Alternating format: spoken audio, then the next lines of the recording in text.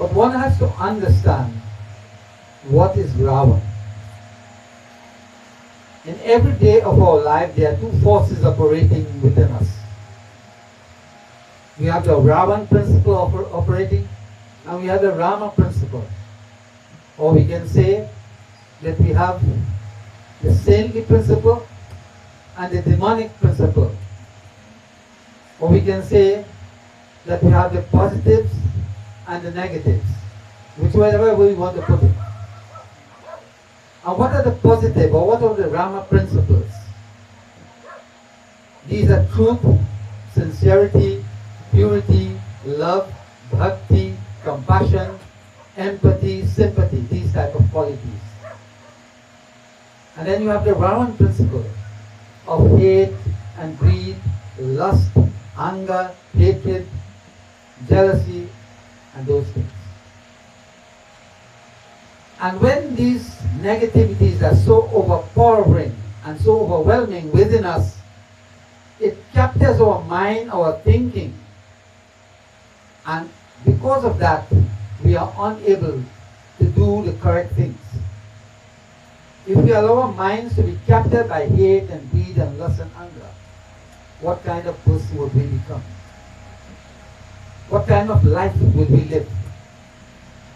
If on the other hand, we allow things like truth, sincerity, purity of thought, compassion, all these good characteristics, when these operating within our mind, then we are a completely different kind of person. So when we say the gods were conquered, it is because there was a time. The gods refer to all the good qualities that I just mentioned. When these are overpowered by the negativities, then what happens? We become less than human beings.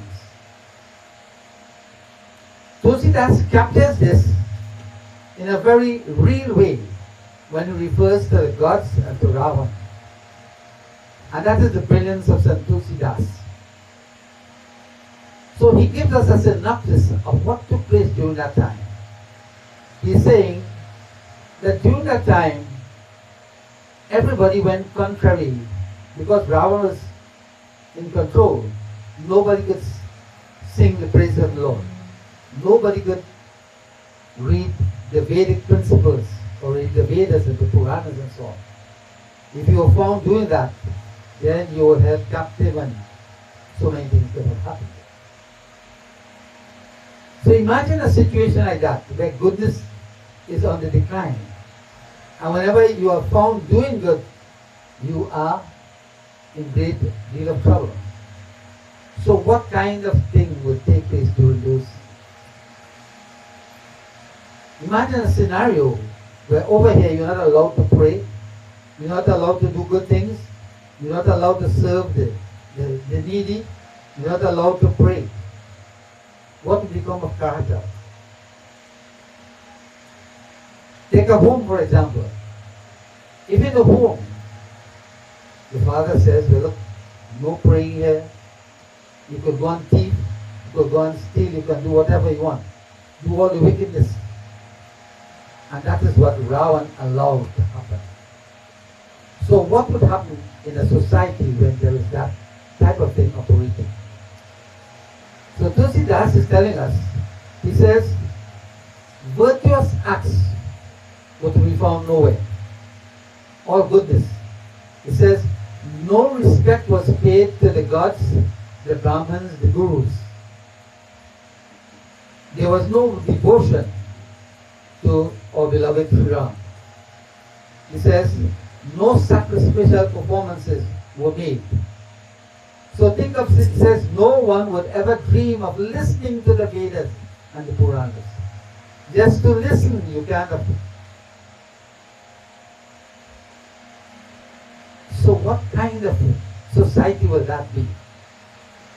Tulsidas says, if ever there was any talk of jap, jap is muttering of the sacred names and so on, or yoga, the subjugation of the mind, certain disciplines by which we operate.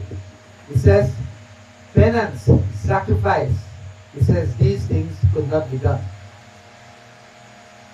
He says so rampant was corruption in the world that there was no talk of piety. And actually we are coming to that in the world today. Nobody's thinking. Think of the wars. Think of all the negativities. Think of the poverty. There's enough wealth to till the land, to feed the world. But everybody's thinking of going to other planets, thinking of doing other things. They want to have all kinds of weapons, causing billions and millions, and now people poor, not getting food. So this is the kind of thing that operated during that time when Rawanic was in control. He says whoever recited the Vedas and the Puranas were intimidated in many ways and sent into exile. So Mother Earth is experiencing this kind of situation. What does she do? What is her response? And against this backdrop, I begin tonight's katha. Tulsidas sings in Duha.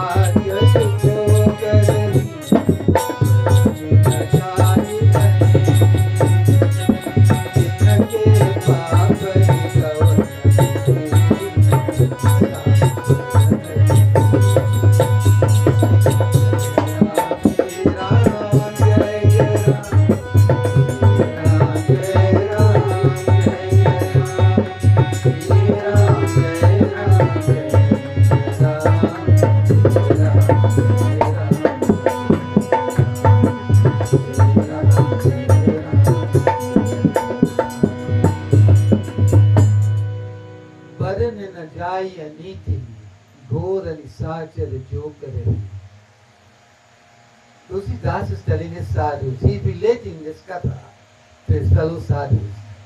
He said, "Oh sadhus," he says, "words cannot describe the enormity of the terrible outrages caused by the demon."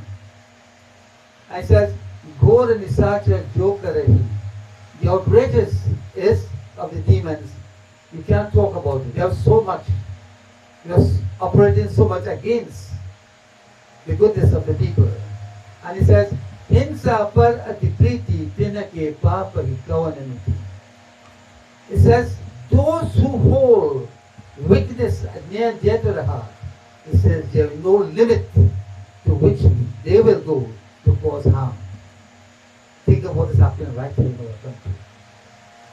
The people who invade your homes, there is no limit to their outrages.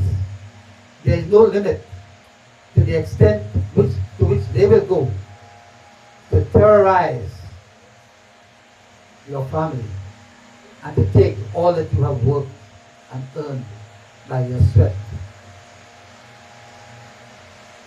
That is the kind of thing that operated.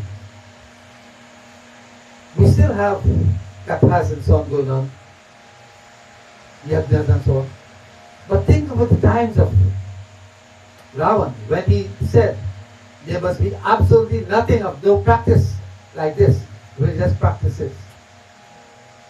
How much more would this type of situation operate in that scenario? So Tulsidas sings in Topai. Jai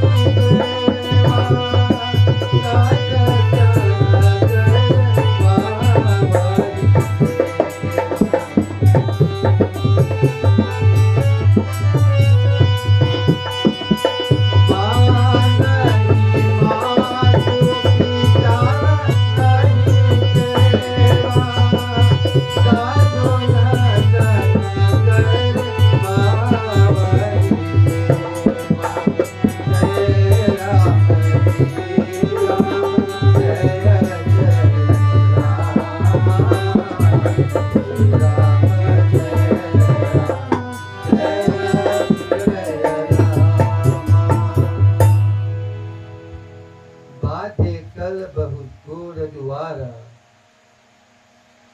Jail Ampat Paradan Paradara. Because of that scenario, Tulsidas says in his sadhus, he says, my fellow sadhus, because of that situation, it gave rise to a number of evildoers. You see, it becomes fertile ground now for people to do whatever they want.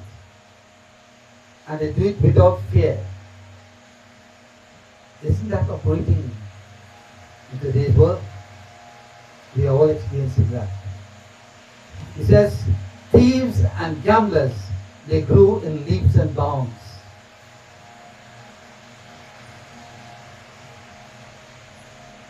He says, Jail Ampat Pardan Paradara. He says, people went and simply took over people's wealth and wives and children. That is happening all now. It says, things went in proportions that is unheard of. That kind of evils. Mana himatu pidana deva. Mana himatu pidana. Imagine, people had no respect for mother and father. Now when you have no respect for mother and father, you have reached the lowest ebb, my friends. Because mothers and fathers are the gods on earth. They are our gods. If we can't respect them whom we see, how can you say I'm respecting the Lord whom you don't see? You can't expect to treat your parents and say I'm going to worship God. That can't happen. That won't happen. The Christ said, honor thy mother and thy father, so that the days which the Lord thy God hath given thee upon this land shall be long and everlasting. So mother and father hold a very special place in the life of a child. In Hinduism, we revere them as gods.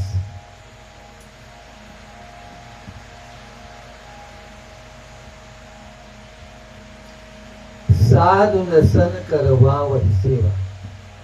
In addition to not recognizing and worshipping their parents, Tulsidas says, they compel the good to serve, like the sadhus.